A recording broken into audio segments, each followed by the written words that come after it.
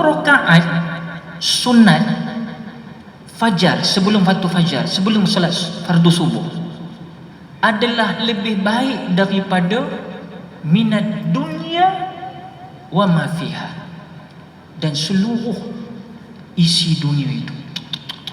Kalau kita imagine, kita fikir-fikir balik, nak buat surau ni pun tuan-tuan buat, perlukan dana. Nak istiqamah menjalankan program, perlukan dana. Segala logistik sebagainya perlukan dana. Tanah di Kuala Lumpur ni, berapa sebidang tanah sekarang, perlukan dana. Kemudian ada yang dah buat dah, beli rumah 600,000, yang dulu harga 200,000, sekarang dah 600,000. Dia dapat tu, dia pegang sungguh-sungguh. Oh ya, aku cari ni sampai berdarah air mata, aku cari rumah, aset aku ni. Tuan-tuan, yang ni Allah Ta'ala kata apa melalui lidah Rasulullah, 2 rakaat solat sunat sebelum waktu subuh adalah lebih baik daripada seluruh dunia dan isinya sekali. Berapa keping tanah yang kita agung-agungkan tu tuan-tuan, berbanding dengan Allah nak bagi benda ni.